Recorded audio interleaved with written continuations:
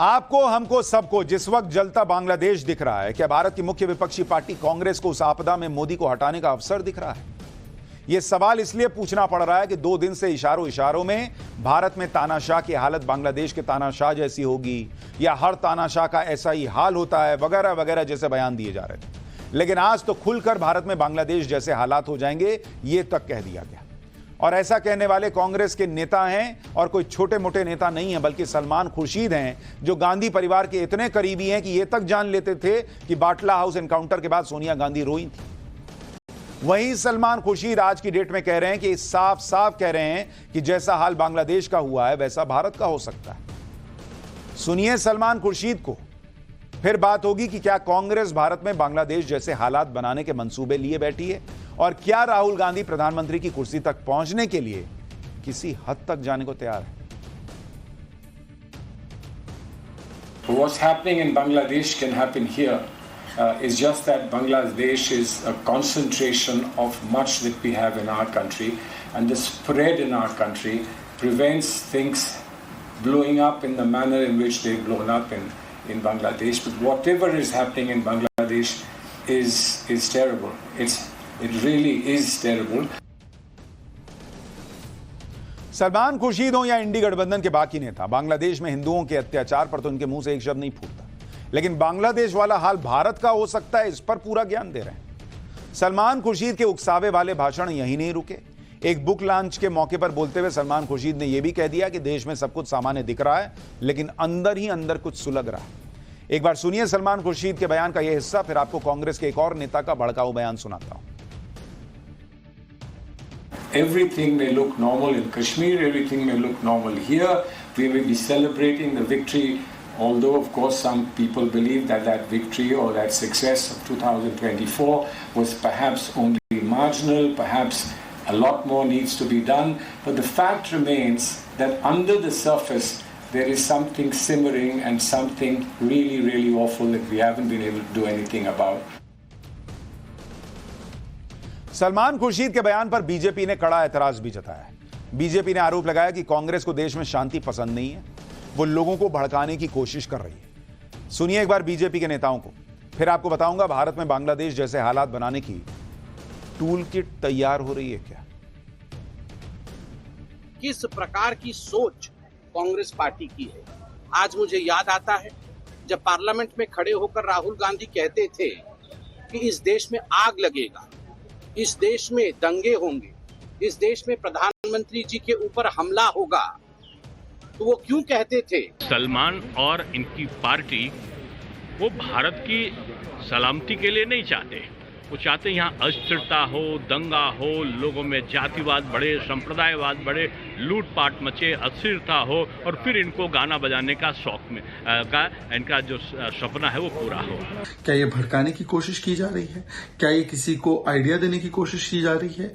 और सवाल ये भी बनता है कि क्या भारत की लोकतांत्रिक संस्थाओं पर फिर से सवाल खड़ा किया जा रहा है? अरे मोदी विरोध में उतरते उतरते भारत की संस्थाओं के खिलाफ आप क्यों उतरते हैं? क्या भारत की सेना ने कभी भी राजनीति में हस्तक्षेप किया है? जिस प्रकार की बातें सलमान खुर्शीद कह रहे हैं, उनके बोलने का तात्पर्य क्या है? यह भी याद रखिए कि ये वही सलमान खुर्शीद हैं जिनकी भतीजी ने लोकसभा चुनाव के दौरान खुलकर वोट जिहाद करने के लिए कहा। सलमान खुर्शीद की भतीजी और समाजवादी पार्टी की नेता मारिया आलम ने इसी साल लोकसभा चुनाव के दौरान कह दिया था कि सभी मुसलमानों को एकजुट होकर वोट जिहाद करना चाहिए। सुनिए वो बयान भी याद दिलाता हूं। बहुत अकलमंदी के साथ, बहुत जज्बाती ना होके, बहुत खामोशी के साथ एक साथ होके वोटों का जिहाद करो, क्योंकि हम सिर्फ वोटों का जिहाद कर सकते हैं और इस संघी सरकार को भगाने का काम कर सकते हैं। बहुत शर्म आती है जब मैंने आज ये सुना कि कुछ मुसलमानों ने आज यहाँ पर बैठ के मुकेश राजपूत की मीटिंग कराई। मुझे लगता है समाज से उनका हुक्का पानी बंद कर देना चाहिए। भतीजी से लेकर सलमान खुर्शीद तक ऐसी ऐसी बातें कर रहे हैं जो उकसाने वाली हैं, जो बातें सवाल उठाती हैं कि क्या अंदर ही अंदर कोई प्लान चल रहा है। क्योंकि एक बात तो क्लियर है कि जब से चुनावी नतीजे आए हैं तब से इंडी गठबंधन को नरेंद्र मोदी की जीत हजम नहीं हो रही। उसके नेता बार बार ये भविष्यवाणी करते रहे कि मोदी सरकार जून में गिर जाएगी, जुलाई में गिर जाएगी, अगस्त में गिर जाएगी। अब बांग्लादेश में जो हुआ उसमें भी इंडी गठबंधन ने अपनी जीत तलाशने की कोशिश की, लेकिन इंडी गठबंधन का यह खेल बड़ा खतरनाक है देश के लिए, क्योंकि उसके नेता बांग्लादेश के बहाने बार बार जनता को उकसा रहे हैं। इंडी गठबंधन खुद तो नरेंद्र मोदी को रोक नहीं पाया, इसलिए अब जनता के कंधे पर बंदूक रखकर नरेंद्र मोदी को निशाना बनाने का प्रयास हो रहा है। बांग्लादेश पर बयान देते हुए इंडी गठबंधन के नेता बार बार यही कह रहे हैं कि जनता नरेंद्र मोदी को उखाड़ फेंकेगी, जनता पीएम आवास में घुस जाएगी, देश की जनता ही नरेंद्र मोदी का हाल शेख हसीना की तरह कर देगी। बॉस, जनता को ही करना था तो जनता लोकसभा के चुनाव में कर देती, वहां तो नहीं किया जनता ने। आप प्रयास कर रहे हैं क्या कि जनता सड़क के रास्ते ये सब करे? आप सुनिए, मध्य प्रदेश कांग्रेस के नेता सज्जन वर्मा इसी तरह का भड़काऊ बयान दे रहे हैं कि भारत में भी जनता पीएम आवास में घुस जाएगी। एक बार सज्जन वर्मा को सुनिए, फिर आपको इंडी गठबंधन का असली खेल बताता हूं। आज मैंने तो आह्वान किया माइक से कि नरेंद्र मोदी जी, अमित शाह जी, मोहन यादव और कैलाश सुन लो, कल बांग्लादेश की जनता घुस गई प्रधानमंत्री आवास में। 6 महीने पहले श्रीलंका की जनता घुस गई थी प्रधानमंत्री आवास में। अब तुम्हारे घरों में ये घुसेगी जनता, जो भ्रष्टाचार अब सहन नहीं हो रहा है। सुन रहे हैं आप? ये सिर्फ इत्तेफाक नहीं हो सकता कि ऐसे ऐसे बयान कांग्रेसी नेताओं के मुंह से आ रहे हैं कि श्रीलंका में घुस गए, बांग्लादेश में घुस गए प्रधानमंत्री के घर में, अब नरेंद्र मोदी के घर में घुसे। कांग्रेसी नेताओं के इस तरह के बयान से यही लग रहा है कि इंडी गठबंधन खुद तो मोदी को रोक नहीं पाया, अब यह माहौल बनाया जा रहा है कि देश में मोदी के खिलाफ जनता में काफी गुस्सा है और कभी भी कुछ भी हो सकता है। पिछले कुछ दिनों में जो कुछ हो रहा है उससे यह नैरेटिव भी बनाया जा रहा है कि भारत में हर वर्ग गुस्से में है, हर वर्ग में असंतोष है।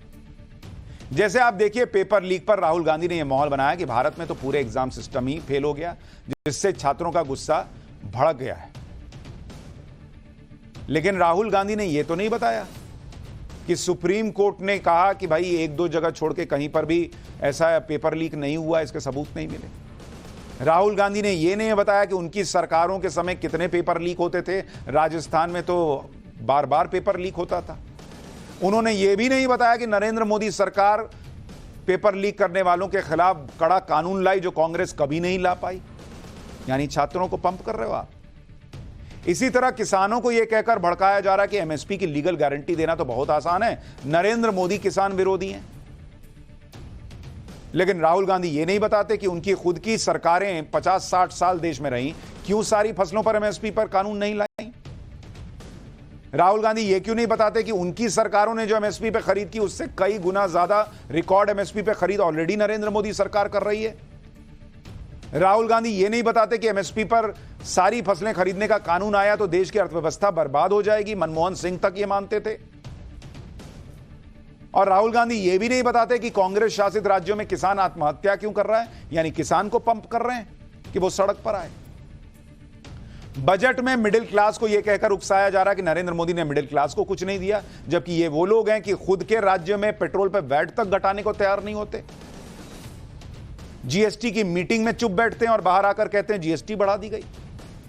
राज्यों के बीच यह कहकर टकराव पैदा किया जा रहा है कि 2 राज्यों को सब कुछ दे दिया गया, बाकी राज्यों को कुछ नहीं मिला। अग्निवीर के मुद्दे पर तो साफ साफ झूठ बोलकर यह भड़काया जा रहा है कि नरेंद्र मोदी की सरकार सेना को कमजोर कर रही है। यानी आप देखिए, किसान, जवान, छात्र, मिडिल क्लास, सारे वर्गों को पंप किया जा रहा है, उन्हें पिन मारा जा रहा है। और सिर्फ विपक्ष के नाते मुद्दा उठाया जाता तो यह माना जा सकता था कि ये लोग फैक्ट बताते, सच बताते, लेकिन चूंकि झूठ बोल बोलकर यह हो रहा है, इसलिए यह सवाल खड़ा होता है कि क्या राहुल गांधी प्रधानमंत्री की कुर्सी पर जाने के लिए किसी हद तक जा सकते हैं क्या? और क्या उनकी पार्टी अंदर ही अंदर कुछ प्लान बना रही है कि बांग्लादेश जैसे हालात भारत की सड़कों पर दिखे? कांग्रेस का सियासी खेल आप इस तरह से भी समझिए कि हरियाणा में वहां की सरकार ने सभी फसलों को एमएसपी पर खरीदने का ऐलान कर दिया। बीजेपी की सरकार ने हरियाणा में लगातार सरकार एमएसपी न सिर्फ बढ़ा रही है बल्कि पूरी खरीद भी हो रही है। इसके बावजूद कांग्रेस की तरफ से लगातार ऐसी कोशिश हो रही है कि किसानों के मुद्दे को गर्म रखा जाए। पिछले कुछ दिनों में 2 बार राहुल गांधी किसान नेताओं से मिल चुके हैं। पहली बार किसान नेताओं का एक गुट राहुल गांधी से मिला था, दूसरी बार किसान नेताओं का दूसरा गुट राहुल गांधी से मिला। इसमें वही बातें कही गई कि एमएसपी की लीगल गारंटी मिले, किसानों का कर्ज माफ। राहुल गांधी क्या करना चाह रहे हैं? इसी तरह से आप राहुल गांधी की जाति वाली राजनीति को देखिए। राहुल गांधी लगातार जातिगत जनगणना की बात करके जाति वाली राजनीति कर रहे हैं, जबकि ये वही राहुल गांधी हैं जिनकी कर्नाटक में कांग्रेस की सरकार है और कर्नाटक में ये लोग जातिगत जनगणना करवा चुके हैं। बावजूद इसके 10 साल से रिपोर्ट दबाकर बैठे हैं। 2015 में कर्नाटक में कांग्रेस की सरकार ने जातिगत जनगणना का काम शुरू किया, लेकिन अब तक रिपोर्ट सामने नहीं लेकर आए।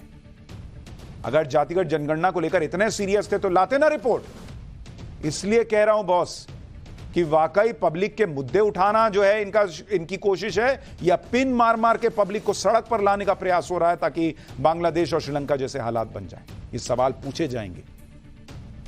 किसी भी देश में ऐसा नहीं होता कि एक दिन अचानक जनता उठती है और वहां की सरकार को उखाड़ फेंकती है, जैसे श्रीलंका में खराब आर्थिक स्थिति की वजह से वहां की सरकारें हिल गई। बांग्लादेश में आरक्षण को मुद्दा बनाया गया। इसी तरह से इंडी गठबंधन भी नरेंद्र मोदी के खिलाफ ऐसे ही मुद्दे की तलाश में है जिससे लोग सड़क पर आ जाए। और अगर आप गौर करके देखेंगे तो राहुल गांधी भी नरेंद्र मोदी के खिलाफ इसी तरह के मुद्दे पकड़ रहे हैं जिससे पब्लिक का सेंटिमेंट जो है ना वो उबाल मारे। जैसे राहुल गांधी बार बार यही कहते हैं कि नरेंद्र मोदी ने अंबानी अडानी के चक्कर में भारत के बैंकों, शेयर मार्केट और अर्थव्यवस्था को खतरे में डाल दिया। भले ही अंबानी अडानी के मुद्दे पर राहुल गांधी को कोई वोट ना मिले, इस मुद्दे में कोई दम ना हो, झूठ हो, खुद कांग्रेस शासित राज्यों में अंबानी अडानी जो है वो इन्वेस्ट कर रहे हो, LIC का पैसा ना डूबा हो, HAL जो है वो विकास कर रहा हो, लेकिन राहुल गांधी बार बार इस मुद्दे को उठाते हैं ताकि लोगों के मन में ये भर दो कि तुमको छोड़कर देखो उसके लिए हो रहा है। इसी तरह आरक्षण के मुद्दे को भी हथियार बनाकर इंडी गठबंधन नरेंद्र मोदी के खिलाफ इस्तेमाल कर रहा है। पूरे लोकसभा चुनाव में यही बात फैलाई गई कि नरेंद्र मोदी आरक्षण खत्म कर देंगे, और चुनाव खत्म होने के बाद भी इंडी गठबंधन इस मुद्दे को पकड़े। और इंडी गठबंधन को जब यह दिख गया कि आरक्षण का मुद्दा कैसे किसी देश को हिला सकता है, तो वो तो अब इसे छोड़ने वाला नहीं। यानी एक एक मुद्दा जिस तरह से झूठ और भ्रम के जाल में फंसाकर लोगों तक पहुंचाया जा रहा है, वो साफ साफ दिखाता है कि लोकतांत्रिक तरीके से नरेंद्र मोदी को न हटा पाने वाले लोग कुछ और ही प्लान कर रहे हैं। भारत की राजनीति में यह बात कोई भी आसानी से बता सकता है कि आरक्षण, जाति, धर्म, ये सब मुद्दे कितने संवेदनशील हैं और कैसे इन मुद्दों पर लोगों को आसानी से भड़काया जा सकता है। इंडी गठबंधन को भी यही लग रहा है कि नरेंद्र मोदी को गिराने के लिए इन्हीं मुद्दों का सहारा लेना होगा। जैसे राहुल गांधी जातिगत जनगणना के मुद्दे को पकड़े हुए हैं, वो बार बार कह रहे हैं कि जिसकी जितनी संख्या भारी उसकी उतनी हिस्सेदारी। आप क्या चाह रहे हो, देश में अनार्की हो जाए?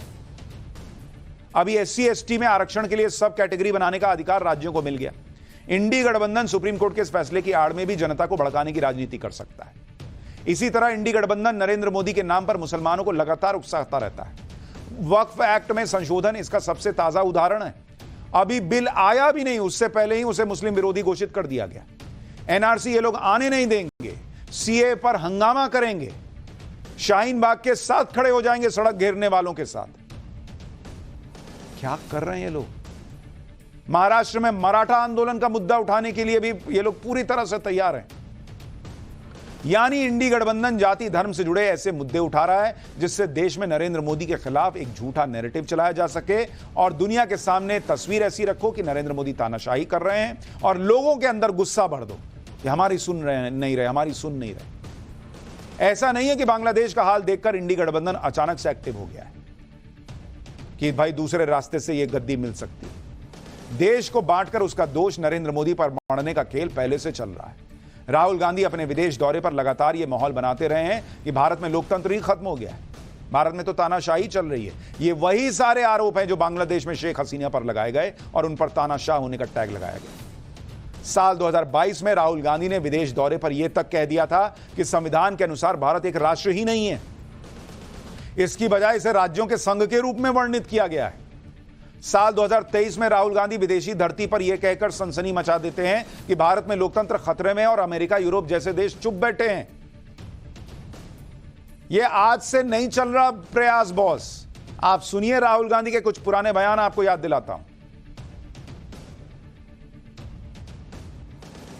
The surprising thing is that the so-called defenders of democracy, which are the United States, European countries, seem to just be oblivious that a huge chunk of the democratic model has come undone, right? Which is a real problem. With regards to, and frankly, the opposition is fighting that battle, right? And it's not just an Indian battle. It's actually a much more important battle. It is a battle for a huge part of the democratic people on this planet. यानी एक तरह से Rahul Gandhi America और Europe जैसे देशों को भारत में दखल देने के लिए भी उकसा रहे हैं। आज इंडी गठबंधन बांग्लादेश के नाम पर जनता को उकसा रहा है, लेकिन इंडी गठबंधन ये क्यों भूल जाता है कि देश में अभी अभी लोकसभा चुनाव हुए हैं।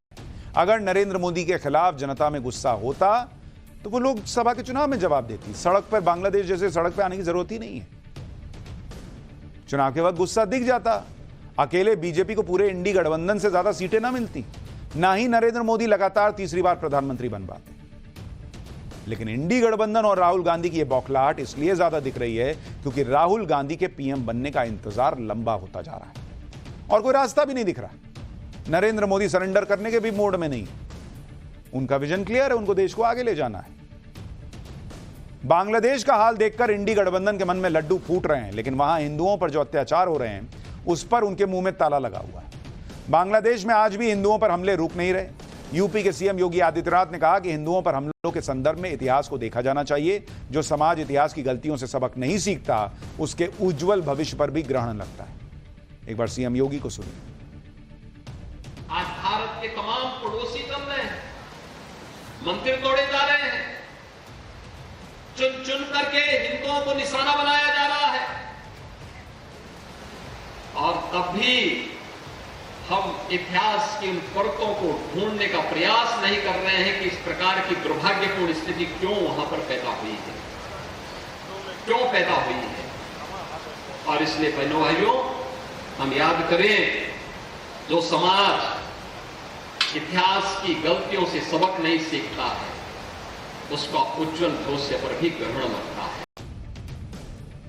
योगी आदित्यनाथ खुलकर हिंदुओं को सोचने के लिए कह रहे हैं। कितने सोचेंगे ये तो भगवान ही जानता है। एक छोटा सा ब्रेक ले रहे हैं, ब्रेक के बाद एक और बड़ी खबर।